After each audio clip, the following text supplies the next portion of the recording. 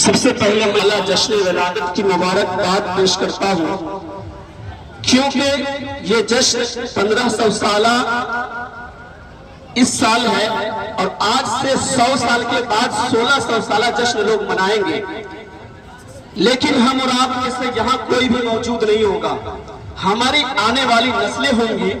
اس لیے میں آپ سے گزارش کرتا ہوں کہ آج یہ تہیہ کر لیجئے، یہ ارادہ کر لیجئے کہ آج سے لے کر جب تک زندہ رہے تب تک حضور کے فرمان کے مطابق اپنی زندگی کو گزاریں گے۔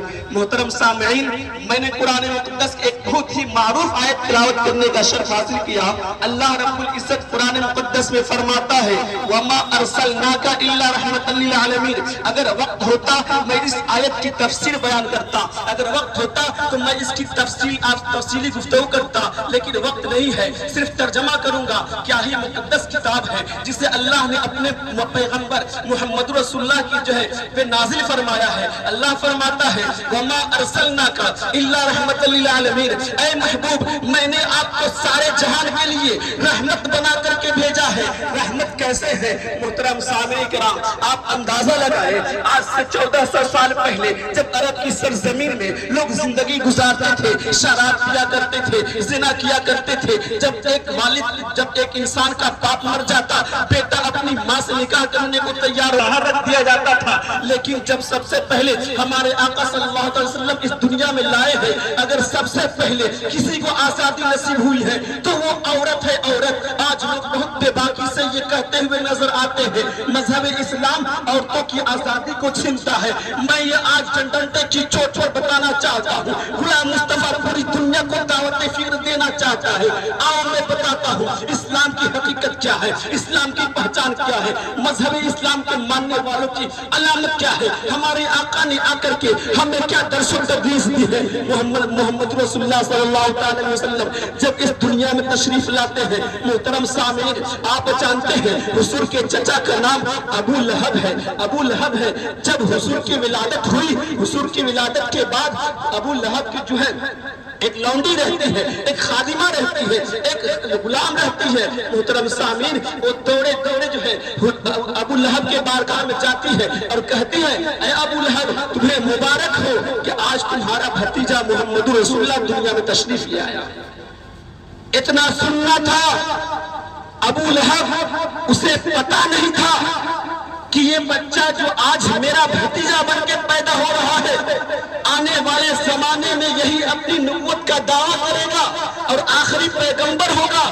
اسے یہ ساری باتیں معلوم نہیں تھی، لیکن جیسے ہی اس نے یہ آواز سنی اپنی لونڈی کا کہ یہ میرا بھتیجا محمد پیدا ہوا ہے، مارے خوشی کے کیا کرتا ہے، اپنی لونڈی کو انہی دونوں انگلیوں کے نشان سے ایسے کرتا ہے۔ اس کا مطلب کیا ہے؟ یعنی جاؤ، آج سے تم آزاد ہو، اب میں تمہیں اپنی غلامی سے نکالتا ہوں، آزاد کرتا ہوں۔ محترم سامعین کرام، آپ نے دیکھا جب ہمارے آقا اس دنیا میں تشریف لائے، اگر سب سے پہلے کسی کو آزادی ملی ہے تو وہ عورت کو آزادی ملی ہے۔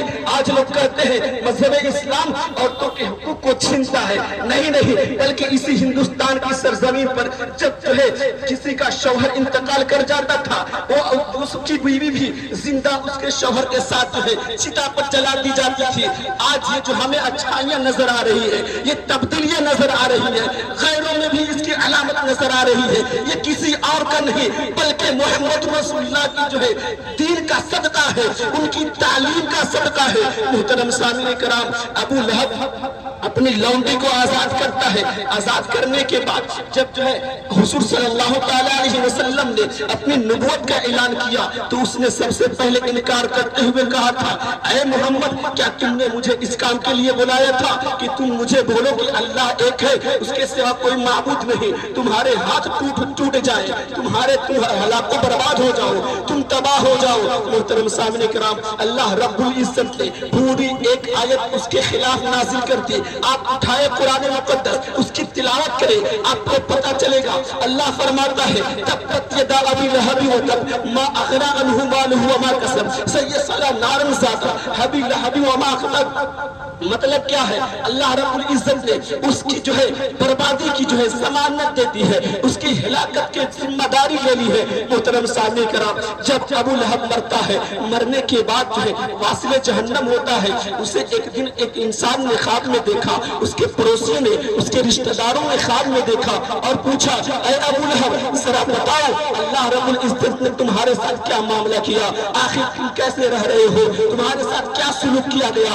اب ابو لہب کا جواب سنے اور اپنے نبی کی عظمت کو اندازہ لگائے۔ محترم سامعین کرام، خواب میں دیکھنے والا انسان پوچھتا ہے ابو لہب بتاؤ تمہارے ساتھ کیا سلوک ہوا۔ محترم سامعین، ابو لہب کہتا ہے سنو سنو، میں جہنم کے سب سے نچلے طبقے میں چل رہا ہوں، لیکن دراصل بات یہ ہے جب میرا بھتیجا محمد رسول اللہ اس دنیا میں آیا تھا، سوموار کا روز تھا، سوموار کا دن تھا، اسی دن میں نے اپنی خاتمہ کو آزاد کیا تھا۔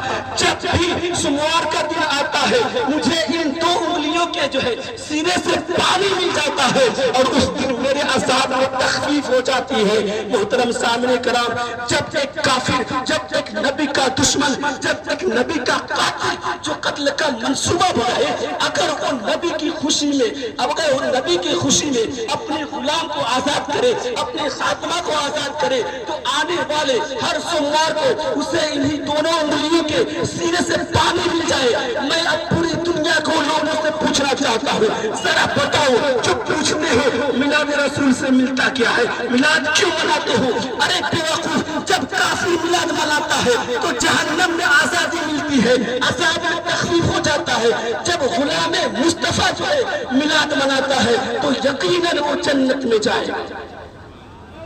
اس لیے ضرورت اس بات کی ہے ہم صرف واقعات نہ سنیں، ہم صرف واقعات کی دنیا میں زندگی نہ گزاریں، بلکہ پیغمبر اعظم کی لائی ہوئی دین کو سمجھنے کی کوشش کرے اور اس پر عمل کرنے کی کوشش کرے۔ محترم سامعین کرام، میں اپنی گفتگو کو ختم کرتا ہوں اس شعر کے ساتھ کہ حشر تک ڈالیں گے ہم، حشر تک ڈالیں گے ہم پیدائش مولا کی دھوم، مثل فارس نجد کے قلعے گراتے جائیں گے، مثل فارس نجد کے قلعے گراتے جائیں گے۔ وآخر دعوانا الحمدللہ رب العالمین۔ السلام علیکم۔